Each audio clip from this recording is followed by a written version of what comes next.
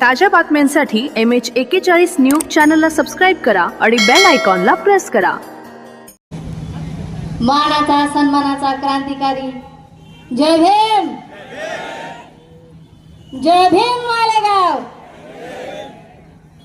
जय भीम. रक्तातून नसातून हृदयातून असं सळसळ सळसळ रक्त झालं पाहिजे जय भीम म्हणताना. जाण झाली पाहिजे आपल्या बापाने दिलेल्या भाकरीची आणि ती आपण भाकरी खातोय. ये बात जानते हैं यहाँ सभी,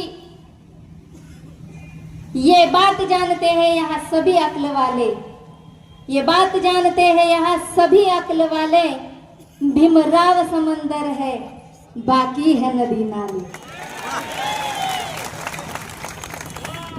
मी माझ्या समाजाला नेहमी सांगायचा प्रयत्न करते की या जगामध्ये या देशामध्ये चुलते होतील, पुतणे होतील, नातू होतील, आजे होतील, पण बाप मात्र एकच होईल, तो म्हणजे डॉक्टर बाबासाहेब आंबेडकर.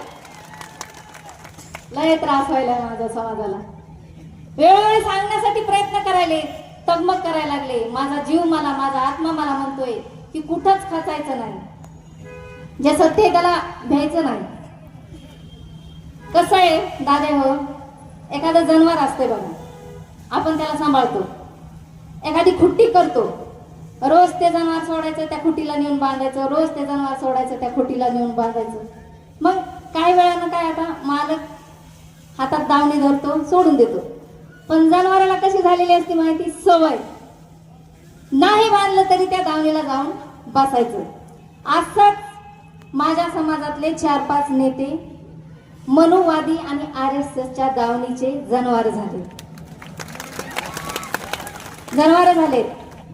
50-50 वर्ष काही म्हातारड्यांनी बाबासाहेब सांगून असेच मंचक, बहुजन समाज पार्टीचा मंचक असो, रिपब्लिकन, म्हणजे बाबासाहेबांच्या मंचावरती आपल्या पोळ्या भाजण्यासाठी उड्या मारू मारू बाबासाहेब सांगितला. पण ज्या वेळेस खरा टायमाला, खरी वेळ आली बाबासाहेब सांगण्याचा, त्यावेळेस या म्हातारड्याने लगेच आपल्या बाजू बदलल्या. त्यांना जात महत्वाची वाटली. साहेब, समाज माझा अजूनही अंधश्रद्धेतच आहे, काही देणं घेणं नाही. काही लोकांना तर माहिती बी नाही वर्गीकरण काय काय चाललंय. फक्त एवढं मला विचारते, ताई आपले मारा मागाचे भांडणं कामून लागले काय मारणार. मी अंबाजोगाईला एक छोटस भाषण केलं, अर्ध्यावर सोडलं, कारण मला माहित होतं, मला बघायचं होतं की शहाणे किती आणि येडे किती. शहाण्यापेक्षा येड्याचीच लिस्ट जास्त आली. दनादन गपा गप शिव्या, मला दिसली की कापा, दिसली की मारा. अरे बाबा, माझा सांगण्याचा मुद्दा हे होता, लोकशाहीर अण्णाभाऊ साठे जयंती निमित्त तुम्ही उपक्रम ठेवला, हलकी वाटप केली, हलकी. जन भीमाला झालं, जन भीमाला म्हणलं, काय बोलते मी, जन भीमाला झालं, भीम विचाराला म्हणलं, त्याच्या अंगावाली रखाकी, त्याच्या अंगावाली रखाकी, जो लागलाय भोंदून त्याच्या नादी त्याच्या हातात हलकी, दादांची टाक त्याच्या हातात हलकी, जो लागलाय भोंदून त्याच्या नादी त्याच्या हातात हलकी, दादांची. लय त्रास झाला या वाक्याचा. अरे सत्य सांगायला लागले मी. बाबासाहेबांची बरोबरी म्हणजे बघा, आता सूर्याची बरोबरी 100 पॉवरचा बल्ब करू शकतोय का? त्याची थोडी जर तुम्ही लाईट जर आली ना, थोडी जास्त, फटकून फुटून जाईल ना ते. कुठं सूर्य, कुठं आपण, कुठं समुद्र, कुठं नाले, काही बी करायचं.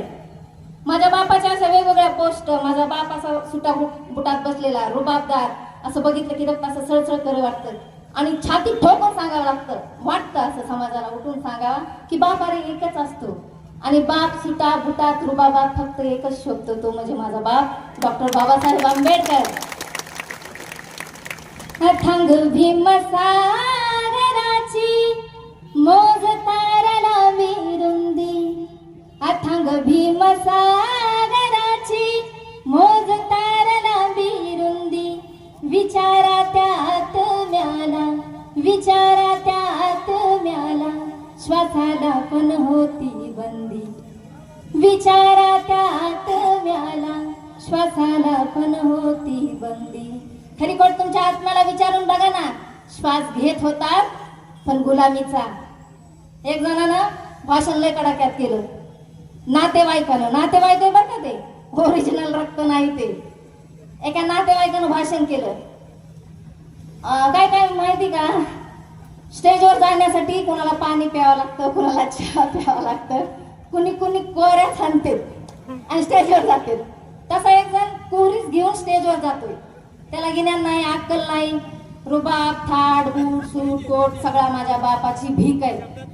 डॉक्टर बाबासाहेब आंबेडकरांच्या समाजाची देण दिलेल्या त्या घरात राहतोय आणि तो स्टेजवर बोलतोय. काय बोलला? आम्हाला बाबासाहेब चालते पण महार चालायचे नाही. अरे रे रे रे रे, सुनते मेरा तो खूनच खोल गया ना, सळसळ रक्त झालं ना माझं. बाबासाहेब चालतील, महार नाही चालायचे. अरे ज्या जातीत माझा बाप जन्माला आला, डॉक्टर भीमराव आंबेडकर, ज्या जातीत माझा बाबासाहेब जन्माला आला, त्याच्या जन्माच्या येण्यानं तुझ्या माझ्या गळ्यातलं गाडगं गेलं. तुझा माझा समाज कुठंतरी गावाच्या बाहेर वड्याखोड्याला पडून होता. अरे तुझ्या आया भाया विचार पूर्व जायला, तुझ्या इथे असं चाळ पानं नुसतीच क्वार्टर हाणून पुढे जाऊ नको, घरी गेला असतील. समाज सगळ्या जगवायला लागलाय.